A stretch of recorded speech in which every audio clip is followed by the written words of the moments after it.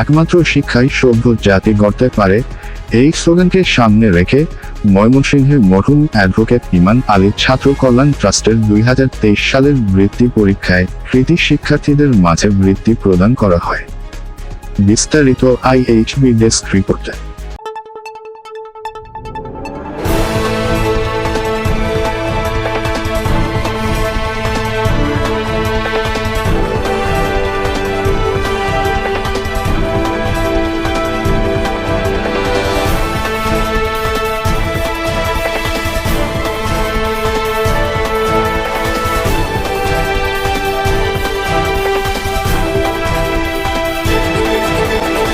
ময়মনসিংহে মরহুম অ্যাডভোকেট ইমান আলী এমপি ছাত্র কল্যাণ ট্রাস্টের বৃত্তি পরীক্ষা 2023 সালের কৃতী শিক্ষার্থীদের উপলক্ষে আলোচনা, পুরস্কার বিতরণ ও বৃত্তি প্রদান অনুষ্ঠান 2024 অনুষ্ঠিত হয়েছে।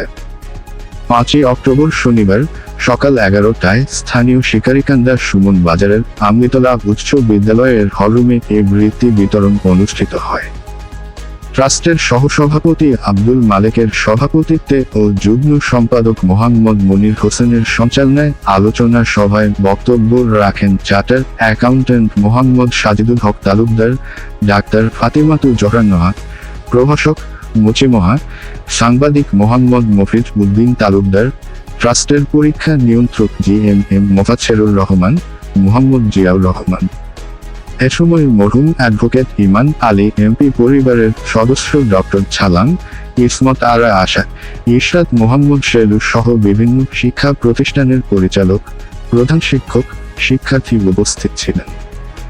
উল্লেখ্য, 2007 সালে প্রতিষ্ঠা হয়ে প্রতি বছরের ন্যায় 2023 সালে মরহুম অ্যাডভোকেট ইমান আলী এমপি ছাত্র কল্যাণ ট্রাস্টের বৃত্তি পরীক্ষায় ত্রিশাল ও ময়মনসিংহের 2টি কেন্দ্রে 28টি শিক্ষা প্রতিষ্ঠানের 301 জন কৃতী শিক্ষার্থীর মাঝে ক্লাস সার্টিফিকেট সহ 50,100 টাকা নগদ বৃত্তি প্রদান করা হয়।